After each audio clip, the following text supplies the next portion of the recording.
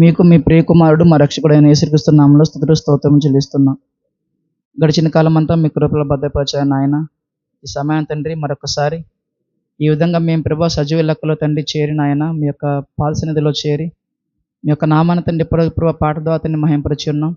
ఈ సమయం తండ్రి నాయన మీ మాటలు ఇప్పుడు వినవచ్చుండగా తండ్రి చెప్పుచున్న నాకును వినుచున్న మీ పిల్లలకును మీ జ్ఞానమును దయచేసి తండ్రి నాయన మీ మాటలు ప్రభా వినుచుండగా విమర్శనాత్మక మనసుతో కాకుండా చక్కగా అర్థం చేసుకొని వాటిని గ్రహించి ఆలోచించి మీ యొక్క వాక్యానుసారంగా జీవించి మీరున్న లోకానికి ప్రభాతని చేరే వారముగా మేము జీవించటకు కృప చూపించమని యేసుక్రీస్తు పరిశుద్ధ నామములో ఈ ప్రార్థన అడిగి వేడుకొంచున్నాం పరమ తండ్రి, ఆమేన్. ముందుగా ఈ యొక్క అవకాశం ఇచ్చిన దేవునికి స్తుతులు చెల్లిస్తున్నాను. అలాగే దేవుని యొక్క మాటలు మనకు నేర్పుతూ దేవుని యొక్క వాక్యంలో మనల్ని పెంచుతున్నటువంటి ఈ విధంగా మీతో మాట్లాడటానికి అవకాశాన్ని కల్పించినటువంటి ఇలిషన్న గారికి కూడా ప్రత్యేక వందనాలు చెల్లిస్తున్నానండి. అలాగే అక్క గారికి కూడా ప్రత్యేక వందనాలు చెల్లిస్తున్నాను. అదేవిధంగా దేవుని యొక్క మాటలు వినుటకు దేవుని యొక్క సన్నిధికి వచ్చిన ప్రతి ఒక్కరు కూడా ప్రత్యేక వందనాలు చెల్లిస్తున్నాను. ఈరోజు మనం నేర్చుకోబోతున్నటువంటి పాఠం ఏంటి అంటే ఎఫెసు సంఘమునకు రాసినటువంటి ఆ యొక్క మాటల యొక్క వివరణ అన్నమాట. యోహాను గారు ఎఫెసు సంఘం గురించి రాసినటువంటి ప్రకటన గ్రంథంలో రాసినటువంటి మాటల యొక్క వివరణ ఈరోజు మనం తెలుసుకోబోతున్నాం. కొద్ది నిమిషాలు మనం జాగ్రత్తగా దేవుని యొక్క మాటలను మనం ఆలోచిద్దాం. ముందుగా అండి ఇక్కడ ప్రకటన గ్రంథంలో మనం చూసినట్లయితే ఒకసారి మనం ఒక మాట చూద్దాం. ప్రకటన గ్రంథము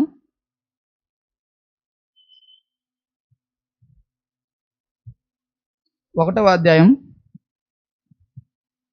ప్రకటన గ్రంథం 1వ అధ్యాయం 19వ వచనం నుంచి, కాగా నీవు చూచిన వాటిని ఉన్న వాటిని వీటి వెంట కలుగోబో వాటిని అనగా నా కుడి చేతిలో నీవు చూచిన 7 నక్షత్రములను గూర్చి మర్మమును ఆ 7 సువర్ణ దీపస్తంభముల సంగతియు వ్రాయము.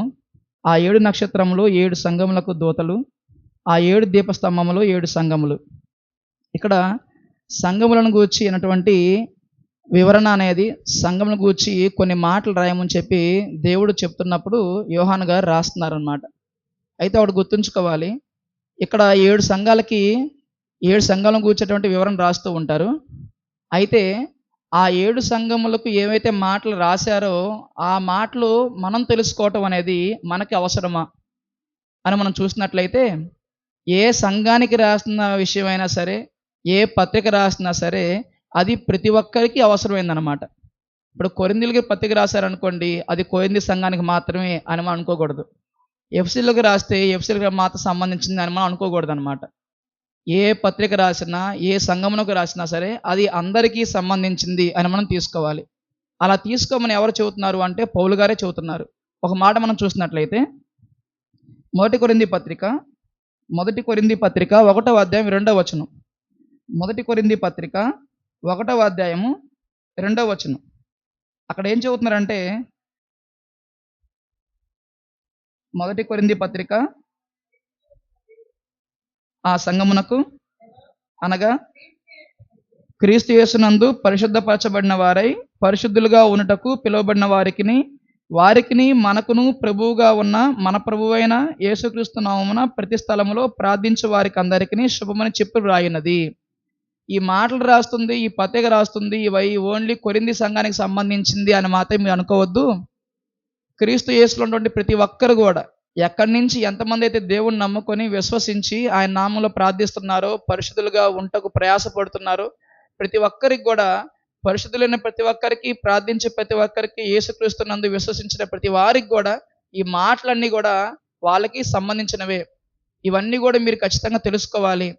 వీటిలో ఏ విధంగా అయితే ఉండొద్దు అన్నారో ఆ విధంగా మీరు ఉండొద్దు, ఏ విధంగా ఉండమన్నారో ఆ విధంగా మీరు ఉండాలి అని ప్రతి ఒక్కరు కూడా తెలుసుకోవాలన్నమాట. ప్రతి పత్రిక గురించి ప్రతి ఒక్కరు నేర్చుకోవాలి. అదేవిధంగా ఇక్కడ ఈ ఎఫెసు సంఘానికి కూడా యోహాను గారు రాస్తున్నప్పుడు ఈ మాటలు మనం చదువుతున్నప్పుడు ఏం చేయాలంటే వాళ్ళ గురించి ఏం చెబుతున్నారు, వాళ్ళు ఏ క్రియలు కలిగి ఉన్నారు, వాళ్ళు ఏ విధంగా జీవించారు, వాళ్ళు ఉన్నటువంటి మంచి లక్షణాలు ఏంటో మనం తెలుసుకోవాలి.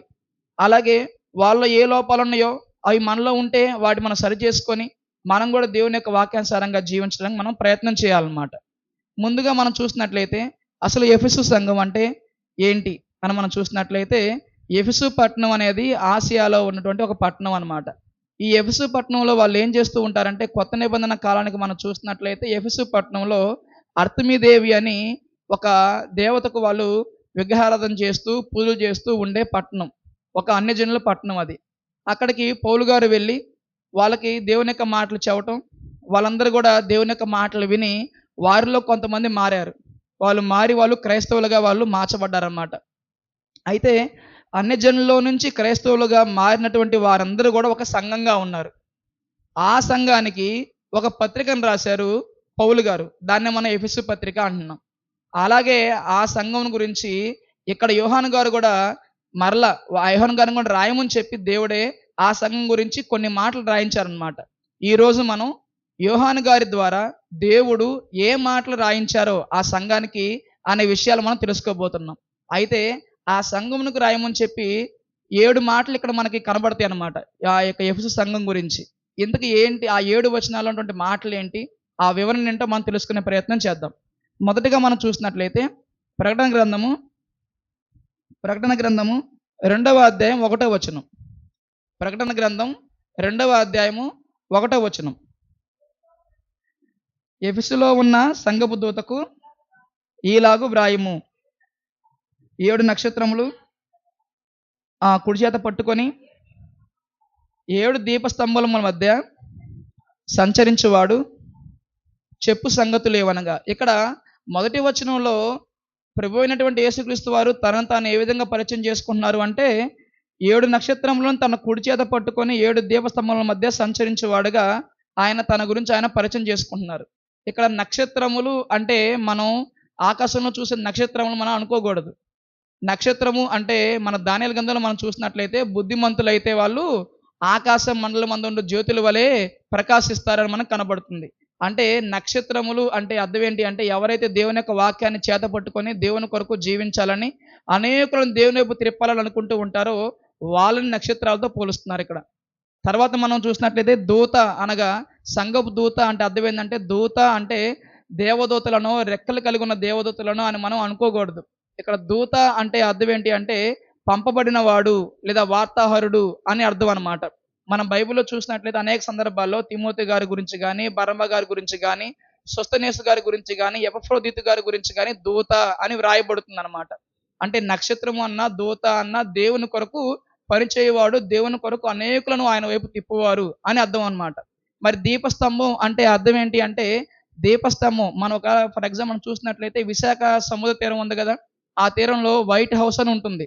ఆ వైట్ హౌస్లో పెద్ద ల్యాంప్ ఉంటుంది అనమాట. అంటే సముద్రం యొక్క తీరాన ఒక పెద్ద వైట్ హౌస్ ఉంటే అందులో పెద్ద ల్యాంప్ ఉంటుంది. ఆ ల్యాంప్ అంటే అక్కడ ల్యాంప్ నుంచి ఒక కాంతి వస్తుంది కదా, ఈ కాంతి అనేది కొన్ని వందల కిలోమీటర్ల దూరం అది ప్రకాశిస్తూ ఉంటుంది అనమాట.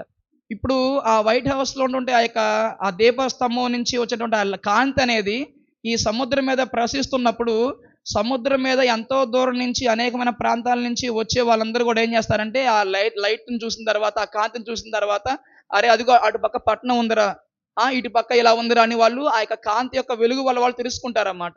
దానివల్ల వాళ్ళు తెలుసుకొని ఆ పట్టణం వైపుగా వాళ్ళు ప్రయాణించేందుకు అది వాళ్ళకి ఏంటి మార్గం చూపించే ఒక దిక్సూచిలా ఉంటుంది. దానివల్ల వాళ్ళు మార్గాన్ని తెలుసుకుంటారన్నమాట. అదేవిధంగా దీపస్తంభం అంటే ఏంటి అంటే సంఘమే దీపస్తంభం.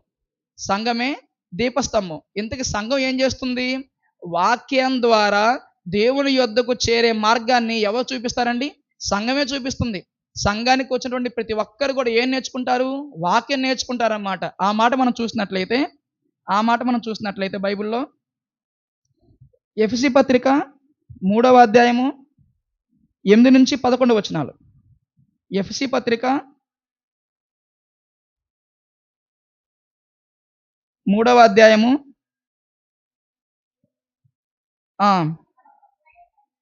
దేవుడు మన ప్రభువైన క్రీస్తు యేసునందు చేసిన నిత్య సంకల్పం చొప్పున పరలోకములో ప్రధానులకును అధికారులకును సంఘము ద్వారా తన యొక్క నానా విధమైన జ్ఞానము ఇప్పుడు తెలియబడవలనని ఉద్దేశించి శోధింప శక్యము కాని క్రీస్తు ఐశ్వర్యమును అన్యజనులలో ప్రకటించుటకును.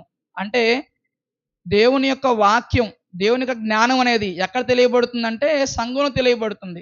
సంఘానికి రాకుండా నాకంతా తెలుసు, నాకు మొత్తం తెలుసు, నేను జ్ఞాని అనుకున్నాడంటే వాడు అజ్ఞాని అని మనం తెలుసుకోవాలి. ఎవరైతే సంఘంలోకి చేర్చబడకుండా నేను సంఘానికి రాను, ఇక్కడ ఇంట్లో ఉండి ప్రార్థన చేసుకుంటాను, లైవ్‌లో చూసుకుంటూ ప్రార్థన చేసుకుంటాను, లేదా నా మనసులో దేవుడున్నాడు, నాకన్నీ తెలుసు అనుకున్న ప్రతి ఒక్కరు కూడా అజ్ఞానిగానే మనం భావించాలి. వాళ్ళకి జ్ఞానం తెలియాలన్నా, వాక్యం తెలియాలన్నా సరే దేవుడు తన సేవకులను నిలబెట్టుకొని సంఘం ద్వారా నానా విధములైన జ్ఞానం. ఎలాంటి జ్ఞానం అది? మనుషుల కొరకు మాత్రమే కాదు, దేవదూతలకు కూడా తెలియని జ్ఞానాన్ని దేవుడు మనకి తెలియజేస్తున్నారన్నమాట ఇక్కడి నుంచి. కాబట్టి సంఘం అంటే దీపస్తంభం అని, వాక్యం ద్వారా దేవుని యొద్దకు చేరే మార్గాన్ని సంఘంలో మాత్రమే మనం తెలుసుకోగలమని, అలాగే నక్షత్రం అనగా, దూత అనగా దేవుని కొరకు పనిచేయవారని మనం తెలుసుకున్నాం. సరే, ఆ వచనంలో అక్కడ మనకు కనబడుతుంది. నెక్స్ట్ సెకండ్ వచనంలో ఏం చెబుతున్నారంటే రెండో వచనంలో, ప్రకటన గ్రంథం రెండో వచనం మనం చూసినట్లయితే, రెండవ అధ్యాయంలో రెండో వచనం. నీ క్రియలను, నీ కష్టమును, నీ సహనమును నేను ఎరుగుదును. నీవు దుష్టులను సహింపలేవనియు, అపోస్తలులు కాకయే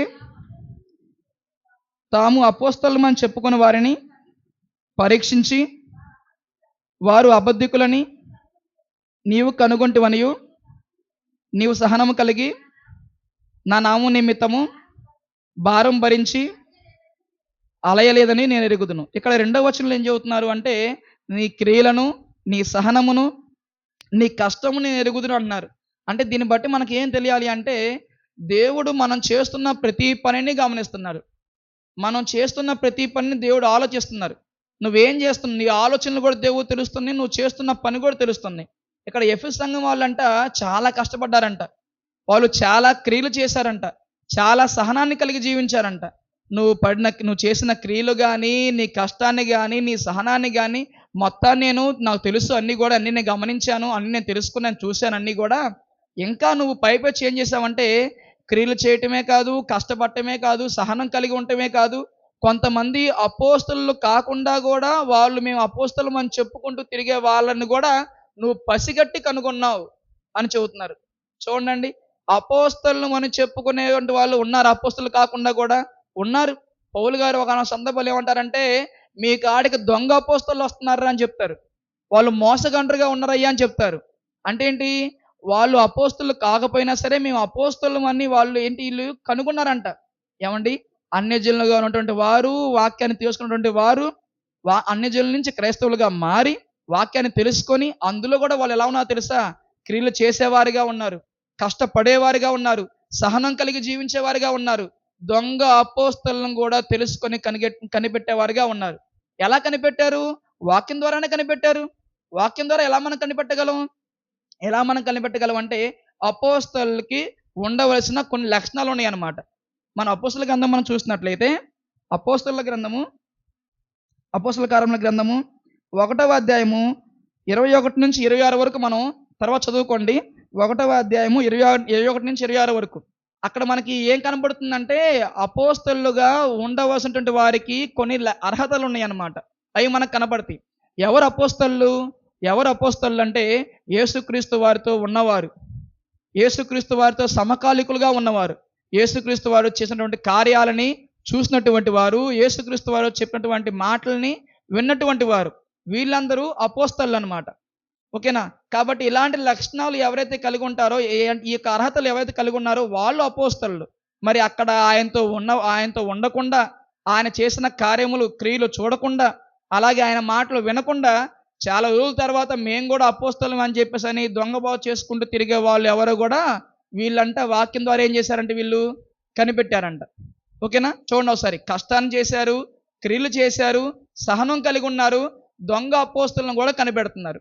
ఏమంటే దౌర్భాగ్యం ఏంటంటే, నేడున్న సమాజంలో క్రైస్తవులుగా పిలువబడుతున్నటువంటి వారు చాలామంది చెప్పుకుంటారు, అప్పుడు లేదండి టెక్నాలజీ, ఇప్పుడు టెక్నాలజీ పెరిగిపోయిందండి, అవన్నీ పాత రోజులండి, ఇప్పుడు కొత్త రోజులండి, మా తాతలు, మా నాన్నలు, మా ముత్తాతలు వీళ్ళకి అవే తెలియని జ్ఞానం నాకు తెలుసండి, వాళ్ళు 5వ క్లాసు 6వ క్లాసు చదువుకున్నారు కానీ నేను బీటెక్, ఎంబీఏ, ఆటెక్, ఈటెక్, ఎంటెక్ అన్నీ చేశానండి అని చెప్పుకుంటూ తిరుగుతారే కానీ, వాక్యం చెప్పే బోధకుడు దొంగ బోధకుడా, సత్యవాక్యం చెప్పేవాడా అని కనీస జ్ఞానం కూడా తెలియకుండా చాలామంది టెక్కులు చదువుకొని కూడా ఆ జ్ఞానాన్ని ఆలోచించని వారిగా ఉన్నారండి ప్రస్తుత సమాజంలో.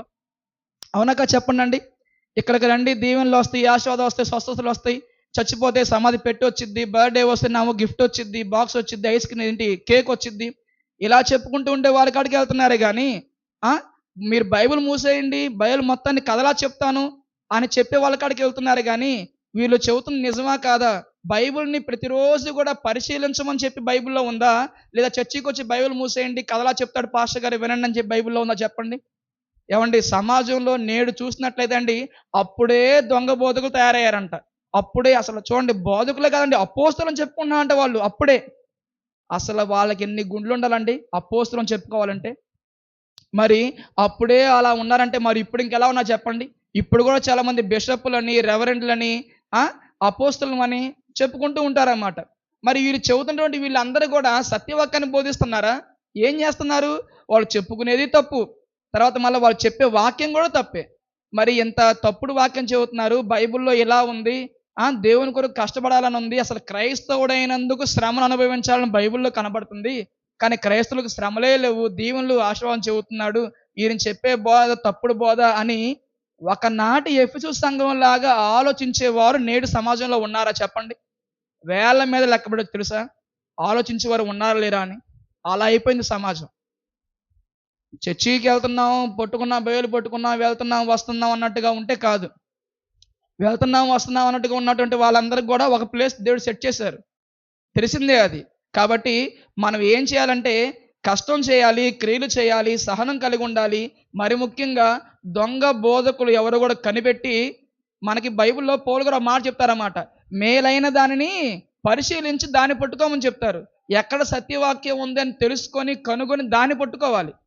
అలా లేరు సమాజంలో, అలా లేరు సమాజంలో. కానీ అక్కడ వాళ్ళు మాత్రం ఎఫెసు సంఘం ఎలా ఉన్నారంట, ఆ దొంగ అపోస్తులు ఎవరో కూడా పసిగట్టారంట. వాళ్ళని నిజంగా జ్ఞానవంతులంటే. ఇంకో మాట మనం చూస్తే వాళ్ళ గురించి ఇంకేం రాయబడుతున్నారు, వాళ్ళ యొక్క గుడ్ క్వాలిటీస్ ఇవన్నీ కూడా, మంచి మంచి క్వాలిటీస్ ఇవన్నీ కూడా. ఇప్పుడు క్రైస్తవులుగా పిలువబడుతున్నట్టు వారు బయటికి పైకి భక్తి కలిగినటువంటి వారిగా ఉండి లోపల దేవుని యొక్క శక్తి లేనటువంటి వారిగా ఉన్నట్టు వారికి అన్నా కానీ వాళ్ళు చాలా గ్రేట్. ఇంకా వాళ్ళ యొక్క లక్షణం చూస్తే నెక్స్ట్ వర్షన్ ఏం చెబుతున్నారు, నీవు సహనం కలిగి నా నామం నిమిత్తం భారం భరించి ఆలయలేదని నేను ఎరుగుతిని. ఏమండి సహనం కలిగి దేవుని నిమిత్తం, దేవుని పని నిమిత్తం, ఏమండి దేవుని పని నిమిత్తం ఎంత ఎంత భారం అండి, ఎంత భారం ఉన్నా సరే భరించారంట. దేవుని పని కోసం వాళ్ళు కష్టపడ్డారు, దేవుని పని కోసం వాళ్ళు శ్రమపడ్డారు. ఎంత శ్రమపడినా, ఎంత భారాన్ని భరించినా, ఎంత ఇబ్బందులు ఎదుర్కొన్నా సరే వాళ్ళంట అలయకుండా ఉన్నారంట. వాళ్ళు ఇప్పటికి కూడా అలసిపోలేదు. మనం చూడండి, కొంచెం పంచేగా అలసిపోతాం. ఈ రోజు మీటింగ్కి వెళ్ళాం అనుకోండి, రేపొద్దున ఇంకో మీటింగ్ అని అంటాం మనం. లేదా 2-3 రోజులు వరుస లేడీ మీటింగ్కి వెళ్ళాం అనుకోండి, ఇంకోసారికి వెళ్ళి వాక్యం చెప్పాలన్నా కానీ అలసిపోతాం. ఈరోజు సహకరించట్లేదన్నా, బాడీ బాగా అలసిపోయిందన్నా అని చెప్పుకుంటూ ఉంటాం. నాని అన్నయ్య చెప్పే మాట అనమాట. అన్నయ్య గురించి చెప్పట్లేదు కానీ నేను అన్నయ్య నోటి నుంచి విన్న ఒక మాట, నా ప్రార్థనగా అయిపోయిన తర్వాత ఏందన్న సంగతులు అంటే, బాగా అలసిపోయింది తమ్ముడు అంటాడు. ఏది అయిపోయిన తర్వాత మరి ఏందన్నా, మరి రేపు మీటింగ్ ఉంది కన్నా అంటే, దులుపుకొని పోవాలంతే, ఏదైనా సరే ఏదైనా దులుపుకొని పోవాలంతే, దులుపుకొని పోకపోతే మనం దుమ్ము దులిపేస్తాడు దేవుడు. ఈ భూమి మీద 60-70 సంవత్సరాలు నీకు ఇచ్చినప్పుడు ఇది చాలా తక్కువ కాలం నీకు. ఈ తక్కువ కాలంలో నీ చేతికి ఎంత వస్తే పని అంత పని నువ్వు చేయాలి. ఈ వారంలో ఒక రోజు చర్చికి వెళ్ళాలి, మిగిలిన రోజులు వెళ్లకుండా ఉండాలి అనుకున్నావా? లేదు. ఏమండి 60-70 సంవత్సరాలు అంటే మనం అనుకో తెలిసిందండి, అమ్మో చాలా తక్కువ కాలం. ఆల్రెడీ మనం చాలా కాలం మనం వేస్ట్ చేసాం. ఇంతకాలం వేస్ట్ చేసాక కూడా ఇంకా మిగిలిన తక్కువ కాలం అయినా సరే దాన్ని మనం కవర్ చేసేందుకు ఎవరు ప్రయత్నం చేయట్లేదు. మోషే గారి జ్ఞానవంతుడండి. 80 ఏళ్ళు వేస్ట్ 80 ఏళ్ళు వేస్ట్ చేసుకున్నాను, ఆ 80ని ఈ 40ని కలిపి కవర్ చేయాలని చెప్పేసి 40లో ఆయన మొత్తం దాన్ని కవర్ చేశారనమాట. అలా ఉండాలి. అంటే ఏం తెలుసా, మీటింగ్ ఉంది వెళ్ళిపోవాలి, పలానా చోట ప్రార్థన జరుగుతుంది వెళ్ళిపోవాలి, ఆరాధన ఉంది వెళ్ళిపోవాలి, ఈ వారంలో ఎక్కడెక్కడ దొరుకుతుందని వెళ్ళిపోవాలి. ఎందుకంటే రేపొద్దున నువ్వు చెయ్యాలనుకున్నా సరే దొరకని రోజు రావచ్చు. రేపొద్దున నీ కళ్ళ ముందే నువ్వు మీటింగ్ పడుతున్నా కానీ నీకు ఆరోగ్యం బాగుండకపోవచ్చు. అవునా కదా? అసలు సామెతలు చెప్పమంటే భలే చెప్తారు, దీపం ఉండగా నువ్వు చక్క పెట్టుకోవాలి, మరి ఒంట్లో శక్తి ఉండగా నువ్వు పనిచేయవా ఏంటి? ఈ సామెతలకే. ఈ సామెత ఏం తెలుసా, దీపం ఉండగా నువ్వు చక్క పెట్టుకోవాలంటే ఒంట్లో ఓపుకుండగా నాగులు వెనకేసుకోవాలంట. పిల్లల కోసం, భార్య కోసం, భర్త కోసం కష్టపడాలంట. మరి దేవుని కోసం ఎప్పుడు కష్టపడతావు నువ్వు? గుర్తుంచుకో, నీ కళ్ళ ముందు ఈరోజు ప్రార్థన ఉంది, ఇవాళ మీటింగ్ ఉంది, ఇవాళ అక్కడ పని ఉంది అని చెబుతున్నప్పుడు వినపడుతున్నా కానీ సాకులు చెప్పుకుంటూ తప్పించుకుంటూ తిరుగుతున్నావు అంటే దేవుని పని ఉన్నా సరే, కళ్ళ ముందు కనపడుతున్నా సరే, సత్యవాక్యం తెలుసుకున్నా సరే వెళ్లకుండా ఉన్నావు అంటే చేతికి అందిన పనిని మిస్ చేసుకుంటున్నావు అని అర్థం చేసుకోవాలి. చేతికి వచ్చిన పనిని ఏం చేయమని చెప్పారు? శక్తి లోపం లేకుండా చేయమని చెప్పారు. శక్తి ఉన్నా కానీ శక్తి అంతా అయిపోయాక చేద్దామని చెప్పి ఇప్పుడు దాకా నీ పిల్లల కోసం నీ కోసం కష్టపడుతున్నావే. మనం ఏం చెప్పుకున్నాం అక్క? లోకార్పణక దైవార్పణక. మనిషి యొక్క జీవితం మొత్తం కూడా వాళ్ళ కుటుంబం కొరకే కష్టపడి కష్టపడి కష్టపడి కష్టపడి మరి దేవుని కోసం కష్టపడకపోతే ఇంకెలా చెప్పండి? ఏమండి, భారాలు వస్తాయండి, భరించుకోవాలి. దేవుని పని ఉందని నీ పని పక్కన పెట్టావనుకో అప్పులు అవుతాయి, భరించు. ఇబ్బందులు వస్తాయి, భరించు. అసలు దేవుని కోసం చేస్తామంటేనే ఒప్పుకుంటా చెప్పండి? అందరూ ఒప్పుకుంటారా? పక్కన వాళ్ళు ఒప్పుకుంటారా? ఇదిగో అమ్మ నేను దేవునికి ఇస్తున్నానమ్మా అంటే ఒప్పుకుంటారండి? ఒప్పుకోరు. ఏంటి అసలు నీకు బుద్ధి ఉందా? అంత ఇస్తావు నువ్వు దేవుని కోసం అనే వాళ్ళు ఉంటారు, మన సమాజంలో కనబడతా ఉంటారు అన్నమాట. అదే తల్లికి ఇస్తే ఆ తల్లే కదా ఇవ్వాలే తప్పులేదులే అంటారు. అన్నయ్యగా ఇవ్వాలే తప్పులేదులే అంటారు. అది దేవుని మీటింగ్ కోసం కష్టపడుతున్నానంటే పెడుతున్నానంటే ఒప్పుకుంటారా? ఒప్పుకునే వాళ్ళు ఉండరు. కానీ వీళ్ళంట భారమైనా సరే భరించారంట. దేవుని కోసం వాళ్ళు ఇచ్చారంట, దేవుని కోసం వాళ్ళు పనిచేశారంట. క్రియలు అంటే ఏంటి? దేవుని కోసం వాళ్ళు వాళ్ళ కష్టాన్ని, శ్రమని, శరీరాన్ని, మొత్తాన్ని, వాళ్ళ సంపాదన వాళ్ళు ఏం చేశారు? దేవుని కోసం వాళ్ళు ఇచ్చారు. భారాలు అవుతున్నా సరే, అంటే ఎంత భారం అండి? ఏమండి, మనకు వచ్చినటువంటి సంపాదనని దేవుని కోసం ఖర్చు పెడుతున్నప్పుడు మన దగ్గర ఉంటాయి చెప్పండి? ఉండవు. కొంచెం మళ్ళీ మన అప్పులు అవుతాయి. అది మన భారమాగా చెప్పండి? అయినా సరే వాళ్ళు ఏం చేశారు? భరించారు. ఎవరి నిమిత్తం? వాళ్ళ నిమిత్తం కాదు, దేవుని పని నిమిత్తం. దేవుని పని నిమిత్తం భారం వచ్చినా భరించారు. ఎందుకంటే నేను రేపు పొద్దున మళ్ళీ నేను చేసేందుకు మళ్ళీ నాకు వీలు కాదేమో అని క్రియలు చేశారు, కష్టపడ్డారు, సహనాన్ని కలిగి ఉన్నారు, భారాన్ని భరించారు, దేవుని కొరకు తెగించారు, దొంగోళ్ళని కనిపెట్టారు, సత్యవాక్యం గలవన్నీ చేత పట్టుకున్నారు, వాళ్ళు చెప్పిన వాక్య ప్రకారంగా జీవించారు. ఇవన్నీ కూడా చేశారు. ఇవన్నీ చేస్తూ చేస్తూ చేస్తూ చేస్తూ చేస్తూ కొంతకాలం వచ్చారు. కొంతకాలం తర్వాత వాళ్ళ గురించి ఇప్పుడు యోహాను గారి ద్వారా దేవుడు ఏమి రాయిస్తున్నారు అంటే నెక్స్ట్ మాట మనం చూద్దాం. అయినను మొదట నీకుండిన ప్రేమ నీవు వదిలితివని నేను నీ మీద తప్పు ఒకటి మోపవలసి ఉన్నది. ఏమండి, ఇక్కడ మనం చూసినట్లయితే ఏమన్నారండి? ఏమండి, మొదట నీకుండిన ప్రేమ అంటే అర్థం తెలుసా? ఇక్కడ వీళ్ళు కష్టపడినటువంటి చాలా తర్వాత వీళ్ళు మళ్ళా దేవుని యొక్క పనుల్లో వాళ్ళు వెనకబడినప్పుడు అక్కడ రాయిస్తున్న మాటలు అన్నమాట. ఎప్పుడు కూడా ఇక్కడ మనం ఒకటి బాగా గమనించాలి. యోహాను గారు రాస్తున్నప్పుడు దేవుడు రాయిస్తున్న మాటలు తెలుసా? ఒకప్పుడు నువ్వు క్రియలు చేశావు, ఒకప్పుడు నువ్వు కష్టపడ్డావు, ఒకప్పుడు నువ్వు సహనం కలిగి జీవించావు, అసలు ఒకప్పుడు నువ్వు దొంగోళ్ళని ఎవరు కూడా పసిగట్టావయ్యా, ఒకప్పుడు నువ్వు ఎంత భారమైనా సరే నువ్వు భరించావయ్యా, అలాంటి క్రియలు అలాంటి గొప్పతనం నువ్వు కలిగి ఉన్నావయ్యా. కానీ ఇప్పుడు ఏమని తెలుసా? అప్పుడు ఉన్నటువంటి క్రియలు, అప్పుడు ఉన్నటువంటి ప్రేమని నువ్వేం చేసావంట? మొదట నీకుండిన ప్రేమ నువ్వు విడిచిపెట్టావు అన్నాడు. ప్రేమ అంటే మన సమాజంలో అనుకుంటే ప్రేమ కాదు, భార్య భర్తల మధ్య ప్రేమ, లేదంటే తల్లి పిల్లల మధ్య ప్రేమ, ఆ ప్రేమ కాదు. ప్రేమ అంటే దేవుని ప్రేమ కలిగి ఉండాలి. ఆ దేవుని ప్రేమ తెలుసా? ప్రేమించడం మీన్స్ దేవుని యొక్క ఆజ్ఞలను గైకొనటమే ప్రేమ అంటే. దేవుని యొక్క ఆజ్ఞలను గైకొనటంలో నువ్వేం చేస్తావు? ఇప్పుడు వాటిని విడిచిపెట్టావు. దేవుని యొక్క ఆజ్ఞలు నువ్వేం చేసావు? విడిచిపెట్టావు. విడిచిపెడతావు అంటే ఏంటి? ఒకప్పుడు క్రియలు చేసావు, ఇప్పుడు లేదు, క్రియలు లేవు ఇప్పుడు. ఒకప్పుడు సహనం కలిగి కష్టపడ్డావు, బాగా భారాన్ని భరించావు, దేవుని కోసం ఏదైనా సరే భరించేలా చేసావు. కానీ తర్వాత ఏమని చేస్తావు? చిన్న చిన్నగా వెనకబడ్డావు. అయితే ఇలా ఒకవేళ నువ్వు ఉన్నావి అనుకో, ఇంకా ఇలాగే ఉన్నావు అనుకో, ఏమవుతుందో తర్వాత చెప్తున్నావు, చూద్దాం ఒకసారి. తర్వాత ఏమన్నా అండి? నేను నీ మీద తప్పు ఒకటి మోపవలసి ఉన్నది, నీవు ఏ స్థితిలో నుండి పడితివో అది జ్ఞాపకం చేసుకొని మారు మనసు పొంది ఆ మొదటి క్రియలను చేయము. అట్లు చేసి నీవు మారు మనసు పొందితేనే సరి, లేని ఎడల నేను నీ యొద్దకు వచ్చి నీ దీపస్తంభం దాని చోట నుండి తీసివేతును. ఏమండి, ఒకప్పుడు బాగా క్రియలు చేసావు, కానీ ఇప్పుడేంటి, నీ ప్రేమ నువ్వు, మొదటి ప్రేమ నువ్వు విడిచిపెట్టావు. అయితే ఇప్పుడు నువ్వేం చేయాలి? ఇప్పుడు నువ్వు మారు మనసు పొందుకోవాలి. మారు మనసు పొంది ఒకప్పుడు చేసిన క్రియలు మళ్ళీ ఏం చేయాలి? మొదటి క్రియలు మళ్ళీ నువ్వేం చేయాలి? ఇప్పుడు చేయాలన్నమాట. ఏమండి, మనం కూడా ఏం చెప్పండి? మనం కూడా ఏం చేసామండి? ఒకప్పుడు ఏం చేసాం మనం? ఎంత కష్టమైనా సరే భరిస్తామని చెప్పి మనం బాప్తిసం తీసుకొని మనం నిలబడ్డాం. ఏమండి, ఒకసారి గమనించండి. మనం బాప్తిసం తీసుకున్న తొలిదినాల్లో మనకి ఏమో మీకు తెలుసా? బాప్తిసం తీసుకొని ఒడ్డుకు రాగానే వాక్యం తెలియకుండా తిరిగి వాళ్ళందరూ కూడా, అమ్మో నా సహోదరులు ఇదైపోతున్నారు, నాకానికి పోతారని భయం అనమాట, బాధ అనమాట. వెళ్ళిపోదాం, చెప్పాలి, ఎంబిటే చేయాలని మనం పురుగొలిపి కూర్చొని రాద్దామని కొద్ది రోజులు రాశాక మళ్ళీ ఆగిపోతాం. లేదా రాస్తున్నప్పుడు కూడా మనం చెప్పాలనుకుంటాం, కానీ కొన్ని రోజులు చెప్తాం, మళ్ళీ ఆగిపోతాం. కనిపించిన ప్రతి సహోదరుడికి వాక్యం చెప్పి వాళ్ళు మనం లాక్కరావాలని, దేవుని కోసం మన కష్టాన్ని ఇవ్వాలని, దేవుని కోసం మన సహనం కలిగి జీవించాలని, ప్రేమ కలిగి జీవించాలని అనుకుంటూ ఉంటాం. కానీ రాను రోజుల్లో ప్రేమ తగ్గింది, కష్టము తగ్గింది, క్రియలు కూడా తగ్గినాయి. కానీ ఇక్కడ ఏం చెబుతున్నారు? ఒకప్పుడు అలా ఉండవు కదా, అది చాలా మంచిది నీకు. ఇప్పుడు నువ్వేం చేసావు? నువ్వు మారు మనస్సు పొందాలి. ఏ మనసు పొందాలి? మారు మనసు పొందాలి. ఏంటి? ఒకప్పుడు ఆ మనసు కలిగి జీవించావు, ఇప్పుడు ఏంటంటే నీ కుటుంబం కొరకు, నీ ఇంట్లో వారి కొరకు, లేదా నీ కొరకు, ఈ లోకం కొరకు నువ్వు పని చేయట కొరకు, కష్టపడట కొరకు, క్రియలు చేయట కొరకు నువ్వు ఆ మనసును ఇటువైపు తిప్పుకున్నావు.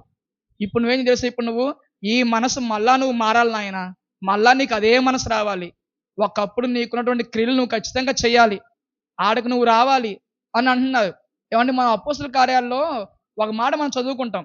తర్వాత మీరు చూడండి, లుస్త్రా పట్టణానికి వెళ్ళారు, వాక్యాన్ని చెప్పారు. అక్కడ వాళ్ళు చెప్పిన తర్వాత వాళ్ళు మారారు అనుకున్న టైం కల్లా యూదులు వచ్చేసేసి ఆ యొక్క అన్యజనుల మనసు అందరినీ మార్చేసి తిరిగి మళ్ళా వీళ్ళనే చావగొట్టి, అంటే చచ్చిపోయారా అనుకొని ఇక ఊరవతల పడేశారన్నమాట పౌలు గారిని. పడేసిన తర్వాత మళ్ళీ ఆయన లేచి నెక్స్ట్ డే మళ్ళీ దెర్బేకి వెళ్తాడు. ఆడికి వెళ్ళి వాళ్ళకి వాక్యం చెప్తాడు. చెప్పాను ఒక మాట చెప్తారన్నమాట. ఏమంటాడంటే, విశ్వాసమందు నిలకడగా ఉండి అనేక శ్రమలు అనుభవించిన ఎడల మనం పరలోక రాజ్యమునకు చేరుతాము, పరలోక రాజ్యంలో మనం ప్రవేశిస్తాం అంటారు. ఏమంటే విశ్వాసమందు నిలకడగా ఉండటం అంటే ఏం చెప్పండి? విశ్వాసమందు నిలకడగా ఉండటం అంటే ఏంటి? నేను యేసుక్రీస్తుని విశ్వసిస్తున్నాను, నేను దేవుని విశ్వసిస్తున్నాను, మరణించాక పరలోకం ఉంది, నరకం ఉంది అని విశ్వసిస్తున్నాను అని విశ్వాసం అనుకోవడం కాదు. విశ్వాసం అంటే క్రియలు లేని విశ్వాసం మృతం. నువ్వు విశ్వాసమందు, నేను విశ్వాసం కలిగి ఉన్నా, నిన్న ఉన్నా, ఇవాళ ఉన్నా, రేపు ఉన్నా అంటే ఎప్పుడు ఉంటాం విశ్వాసం అంటే. మరి ఎప్పుడు విశ్వాసం ఉంటాం అంటే నువ్వు ఎప్పుడు క్రియలు చేస్తూ ఉంటేనే నీ విశ్వాసం నిలకడగా ఉండిద్ది అన్నమాట. మరి మనం ప్రతిరోజు క్రియలు చేస్తున్నామా? విశ్వాసమందు నిలకడగా ఉండటం అంటే ప్రతిరోజు కూడా దేవుని కొరకు క్రియలు చేయటం. ఎందుకంటే క్రియలు లేని విశ్వాసం మృతం కాబట్టి, క్రియలు చేయకుండా విశ్వాసం కలిగి ఉన్నాను అన్నావు అంటే నువ్వు మృతమైన విశ్వాసం కలిగి ఉన్నావు అంతే. మరి విశ్వాసం కలిగి ఉండాలి, అది నిలకడగా ఉండాలి, అది కూడా క్రియతో ఉండాలి. అలా ఉన్నవాడే ఎక్కడికి వెళ్తారంట? పరలోకానికి వెళ్తారు. ఇంకోటి చెప్పనా? నువ్వు ఓన్లీ విశ్వాసమే కలిగి ఉన్నావు అనుకో, నీకు ఏ శ్రమ రాదు. అవునా కదా చెప్పండి? నేను విశ్వసిస్తున్న యేసుక్రీస్తు అన్నాను అనుకోండి, నన్ను ఎవడొచ్చి కొట్టడు, నన్ను ఎవడొచ్చి తిట్టడు, నన్ను ఎవరేమనరు. కానీ నేను ఆ విశ్వాసాన్ని నేను క్రియలు కలిగి జీవించాను అనుకోండి, దేవుని కొరకు ఇస్తున్నప్పుడు ఇంట్లో వాళ్ళు వద్దంటారు. దేవుని కొరకు పనిచేస్తున్నప్పుడు ఎందుకు ఎంత కష్టపడతామంటారు, నిందిస్తారు, ఇబ్బందులు పెడతారు. లేదా ఇంకొకరు వాక్యం చెబుతున్నప్పుడు వాళ్ళన్నా కానీ తిరిగి మళ్ళీ వాళ్ళు తిరస్కరించవచ్చు, ఏమైనా ఇబ్బంది పెట్టవచ్చు. అయినా సరే ఎన్ని శ్రమలను రానివ్వండి, శరీరం గొల్లవనివ్వండి, ఇంట్లో ఇబ్బందులు కానివ్వండి, మనం చేస్తున్న పని దేవుని పనా కాదా అని మనం చూసుకుంటూ, దేవుని పని నిమిత్తం ప్రతిరోజు మనం క్రియల్లో ఉన్నామా లేదా అని మనం చూసుకుంటూ ఉండటమే విశ్వాసమందు నిలకడగా ఉండటం అంటే. విశ్వాసం ఉన్నవాడే క్రియలు చేస్తారండి, క్రియలు లేకుండా ఎవరు విశ్వాసం చేయరు. మరి మనం ప్రతిరోజు మనం క్రియలు చేస్తున్నామా లేదా ఒకసారి గమనించండి. ప్రతిరోజు మీరు క్రియలు చేయలేదు అంటే మీరు విశ్వాసమందు నిలకడగా లేనివారు. విశ్వాసమందు నిలకడగా లేనివారు అంటే అసలు విశ్వాసులే కాదు. మన విశ్వాసులమా కాదా అంటే అర్థం తెలుసా? క్రియలు చేసేవారిగా ఉండాలి, అనేకమైన శ్రమలు పొందుకోవాలి, అప్పుడే మనం పరలోక రాజ్యంలో ప్రవేశిస్తాం. ఒకవేళ నువ్వు విశ్వాసం నిలకడగా లేకుండా క్రియలు చేయకుండా ఉన్నావు అంటే పరలోక రాజ్యంలో ప్రవేశించాలని నీకు ఆశ లేదన్నమాట. కాబట్టి ఎందుకంటే అండి, ఒకప్పుడు చేసి ఇప్పుడు చేయలా అన్నప్పుడు అప్పుడు చేసావు కదా పర్లేదు అని అనలా అక్కడ యేసుక్రీస్తు వారు. ఏమన్నారు? అప్పుడు చేసావు, ఇప్పుడు మళ్ళా తగ్గించావు. కాదు, కాదు, కాదు. ఇలా తగ్గిస్తే అప్పుడు దాన్ని బట్టి ఎంతో కొంత నిన్ను ఎక్స్‌క్యూజ్ చేస్తాననలేదు. ఇప్పుడు గూడా చెయ్యి నువ్వు. ఇంకో విషయం చెప్పనా అండి? ఒకప్పుడైతే మనం తెలుసుకున్న తొలి దినాల్లో అండి ఎక్కువ కాలం మనకుంది. ఎక్కువ పనుంది, ఎక్కువ కాలం ఉంది. మనం కానీ చేయకుండా అప్పుడులో కొంచెం అలాగా ఒక ఊపు ఊపామనమాట. చేద్దామని చెప్పి. మీరు చూడండి 10థ్ క్లాస్ స్టార్ట్ అవుతుంది అనగానే 9థ్ క్లాస్ అయిపోగానే బుక్స్ అన్ని ముందేసుకొని చదివేస్తా అంటాడు పిల్లోడు. ఒక వారం రోజులు, నెల రోజులు అయిపోయిద్ది. ఏమవుతాడు మళ్ళా? సబ్బడతాడు. మనమే అంటాం, "అరేరేయ్ చదువురా, చదువురా, అరేరేయ్ ఎగ్జామ్ వస్తుందిరా" అంటాం. అబ్బా! పిల్లోడి గురించి అంత పట్టించుకున్నా మరి నీ గురించి పట్టించుకుంటున్నావా? స్టార్టింగ్‌లో గూడా బాప్తిస్మం తొలి దినాల్లో క్రియలు చేసావు, కష్టపడ్డావు, భరించావు, అన్నీ చేసావు. కానీ ఇప్పుడు రాను రాను రాను రాను రాజుగారి గుర్రం గాడిదెందన్నట్టుగా అయిపోతున్నావు. కానీ మనం ఏం చేయాలంటే తిరిగి మళ్ళా చేయాలండి. తిరిగి మరలా ఆ క్రియలు మనం చేయకపోతే నీ మొదటి క్రియలు మళ్ళా నువ్వు చేయకపోతే దేవుడు ఏమంటలేదు. నిన్ను నీ దగ్గర ఉన్న దీపస్తంభాన్ని దేవుడు ఏం చేస్తున్నాడు? తీసివేస్తా అన్నాడు. కాబట్టి మనల్ని మనం ఏం చేసి మనం పరీక్షించుకోవాలి. పరీక్షించుకోవాలి. తర్వాత మనం చూసినట్లయితే టైం అయిపోతుంది కాబట్టి, అయితే ఈ ఒకటి నీలో ఉన్నది. నికోలాయితుల క్రియలు నీవు ద్వేషించున్నావు. నేను కూడా వీటిని ద్వేషించున్నాను. ఏమండి? ఇలా వీళ్ళు క్రియలు చేయకపోయినా సరే వీళ్ళలో ఏముందో తెలుసా? నికోలాయితుల క్రియలు వీళ్ళు ద్వేషిస్తున్నారంట. నికోలాయితుల క్రియలు అంటే ఏంటి? నికోలాయితుల క్రియలని వీళ్ళు ద్వేషిస్తున్నారు అంట. ఆ క్రియలను దేవుడు కూడా ద్వేషిస్తున్నాడంట. అంటే దేవుడు మంచి వాటిని స్వీకరిస్తాడు, చెడ్డ వాటిని దేవుడు ద్వేషిస్తాడు. సో దేవుడు ద్వేషిస్తున్నాడు అంటే నికోలాయితులు చేస్తున్న క్రియలు ఏంటి అండి? అవి చెడ్డ క్రియలు అని. అంటే చెడ్డ క్రియలను కూడా ఏం చేస్తున్నారు? వీళ్ళు ద్వేషిస్తున్నారు. చూడండి ఎంత మంచి మనసు చూడండి. చెడ్డ క్రియలను ద్వేషిస్తూ ఉన్నారు. మంచివారుగానే ఉన్నారు. కానీ ఏంటి వీళ్ళకి క్రియలు తగ్గినాయి అనమాట. క్రియలు తగ్గినాయి, సహనం, కష్టం అవి తగ్గినాయి. ఆ ప్రేమ తగ్గింది. అది ఒక్కటి మనం గాని మళ్ళా నువ్వు తిరిగి దానిగా రెక్టిఫై చేసుకుంటే ఏమంటే ఒకటే గుర్తుంచుకోండి. ఇప్పుడు నేను స్కూల్లో పిల్లలకు చెప్తూ ఉంటాను అనమాట. ఇప్పుడు నువ్వు ఎగ్జామ్ రాసావు, తప్పు రాసావు. నెక్స్ట్ టైం ఏం చెప్తా అంటే నేను వాడికి, అరే నువ్వు తప్పు రాయటం కాదు తప్పు, చేసిన తప్పుని సరిదిద్దుకోకపోవడం ఇంకా పెద్ద తప్పు అంటాను. అంతే కదండి? తప్పు చేసావు, ఓకేనా, బై మిస్టేక్ అయింది, దాన్ని నువ్వు సరిదిద్దుకోకపోతే అది ఇంకా పెద్ద తప్పు. ఇక్కడ కూడా దేవుడు ఏం చెబుతున్నారంటే, అయ్యా మీరు అలాగా క్రియలు చేశారు, ఇప్పుడు తగ్గించారు, సరే మిస్టేక్ అయిపోయింది, దాన్ని నువ్వు సరి చేసుకో అన్నాడు. తర్వాత కింద ఉన్నా అంటే నేను సరి చేసుకోమని చెప్పినాగా నువ్వు సరి చేసుకోని ఎడల అని చెప్పాడు. సరి చేసుకుంటే సరి అన్నాడు. అన్నా చూడండి అక్కడ, నువ్వు మొదటిలో చేసావా, సరి చేసుకొని ఎడల నేను తీయేస్తాను అన్నాడు. అంటే ఏంటి? నువ్వు నీ తప్పు నువ్వేం చేయాలి? రెక్టిఫై చేసుకోవాలి. మనం కూడా ఈ ఉన్న తక్కువ కాలాన్ని రెక్టిఫై చేసుకోవాలి. ఇప్పటిదాకా అయిపోయింది. ఇక నుంచి అయినా సరే ఎక్కువ క్రియలు, ఎక్కడ దేవుని పని ఉందా వెళ్ళిపోదాం, ఎక్కడ సహోదరులు ఉన్నారా వెళ్ళి వాక్యం చెబుదాం, దేవుని కొరకు కష్టపడదాం, భరిద్దాం, ఓకేనా, సహనం కలిగి జీవిద్దాం అని మనం ముందుకు వెళ్ళాలండి. ఏమండి? మనం పాపిని ద్వేషించం కానీ పాపాన్ని ద్వేషిస్తాం. దేవుని యొక్క వాక్యం చదువుతూ ఉంటాం, ఓకేనా, అన్నీ చేస్తాం, కానీ క్రియల్లో మనం తక్కువగా ఉన్నాం. కాదు, క్రియల్లో కూడా మనం కానీ రెక్టిఫై చేసుకుంటే చాలు, ఇంకా పర్ఫెక్ట్. ఎఫెసు సంఘం వాళ్ళు అన్నింటిలో బాగానే ఉన్నారు, ఆ క్రియలు తగ్గినాయి, అది కానీ మళ్ళీ రెక్టిఫై చేసుకుంటే పర్ఫెక్ట్, ఇంకా బాగుంటుంది. మరి ఇంతకీ నికోలాయితుల క్రియలు అంటే ఎలాంటి వారు అని మనం చూసినట్టు ఒక మాట మనం చూసుకుందాం. తీతుకు రాసిన పత్రిక 1వ అధ్యాయం 16వ వచనం. తీతుకు రాసిన పత్రిక 1వ అధ్యాయం 16వ వచనం. దేవుని ఎరుగుదుమా చెప్పుకొందురు గాని అసహ్యులను, అవిధేయులను, భ్రష్టులై ఉండి తమ క్రియల వలన అంటే మాకు దేవుడు తెలుసు అని చెప్పుకున్నారు కానీ వాళ్ళ క్రియలే కనబడుతున్నాయి అన్నమాట. ఏంటి? వీళ్ళు దేవుని ఎరుగని వారా అని అర్థమవుతుంది. అంటే పైకేమో కనబడుతున్నట్టుగా ఉన్నారు, వాళ్ళకి వేషధాయంగా వాళ్ళు చెప్పుకోవడం కానీ బాగానే ఉంది, కానీ వాళ్ళ క్రియలు చూస్తే మాత్రం వీళ్ళు దేవుని ఎరగని వారుగా ఉన్నారంట. అంటే నికోలాయితులు కూడా అలాంటి వాళ్ళే. క్రియల్లో అర్థమైపోయింది వీళ్ళు దేవుని ఎరుగుతున్నారా ఎరుగని వారా అని. దేవుని కొరకు కష్టపడే వాళ్ళైతే ఎక్కడున్నా సరే పరిగెడతారు. దేవుని కోసం కష్టపడిన వారంటే అర్థమవుతుంది కదా, క్రియలకు వెనకబడుతున్నాం కదా. అలా కాదు, మనం దేవుని ఎరిగిన వారమే, మనకు వాక్యం తెలుసు, అంతా బాగానే ఉంది. క్రియల్లో కూడా మనం చూపిస్తేనే మనం నిజంగా దేవుని ఎరిగిన వారంగా మనం కనపడతాం అన్నమాట. అక్కడ వచనాల్లో మనం చూసినట్లయితే ఏం చెప్పారండి? ఇంత మనం చదువుకున్న వచనంలోనే నీ యొక్క మొదటి స్థితి, ఒకప్పుడు నువ్వు ఏ స్థితి నుండి పడ్డావో చూసుకో అని చెప్పారు.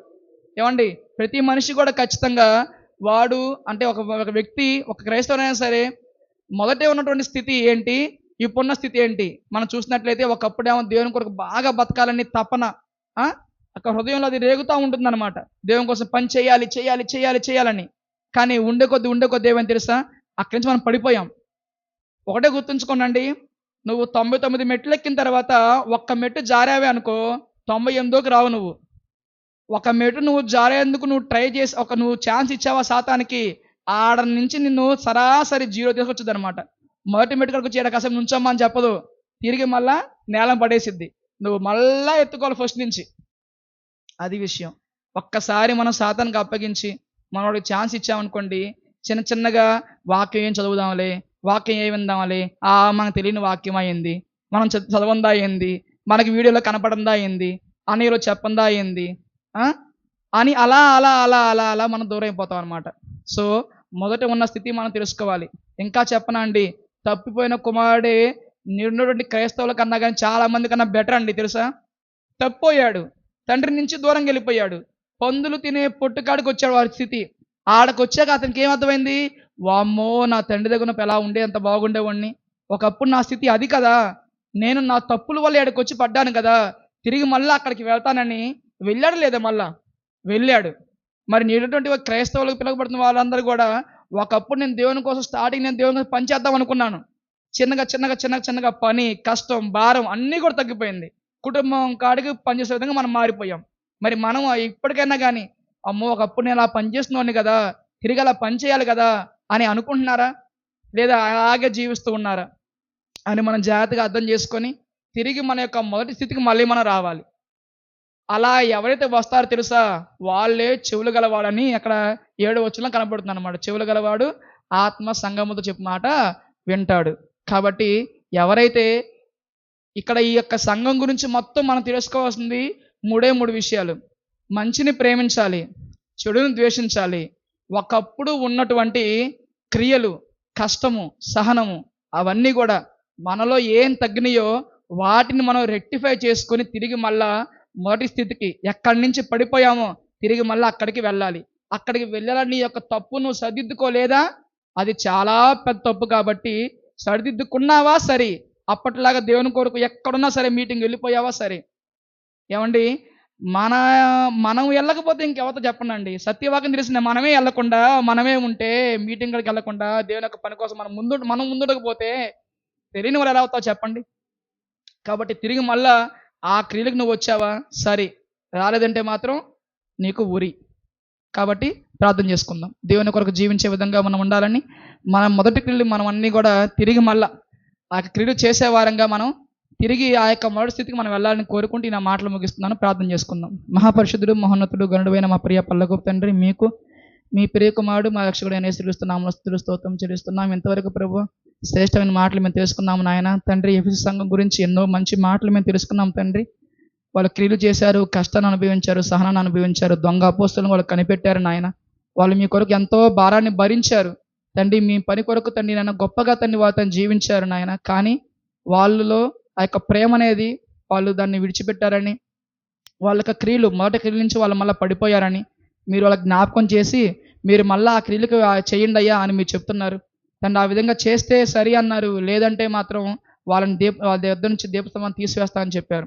కాబట్టి మేము కూడా నాయన ఒకప్పుడు నీ కొరకు గొప్పగా బతకాలని, పని చేయాలని మేము తీర్మానించుకొని మొదట్లో మంచిగా పనులు చేసిన వారమే. కానీ తండ్రి ఉండే కొద్దీ ఆ విధంగా మా యొక్కలో ఉన్నటువంటి మీ కొరకు పనిచేసే క్రియలు తగ్గినాయి. కాబట్టి ఇక నుంచి తండ్రి గొప్పగా మీ కొరకు జీవించుటకు మమ్మల్ని మేము మార్చుకొని మీ యొక్క వాక్యానుసారంగా జీవించుటకు మీ కృప చూపించమని, మీరు మాతో మాట్లాడిన ప్రతి మాటలు కూడా తండ్రి నాయన మా యొక్క ఆత్మీయ జీవితానికే మంచి మాటలు, మాకు మేలైన మాటలను తెలుసుకొని వాటి ప్రకారంగా జీవించే గొప్ప కృప తండ్రి మాకు మీరు దయచేయమని యేసుక్రీస్తు పరిశుద్ధ నామములో ఈ ప్రార్థన అడిగి వేడుకొంచున్నాం పరమ తండ్రి. ఆమేన్.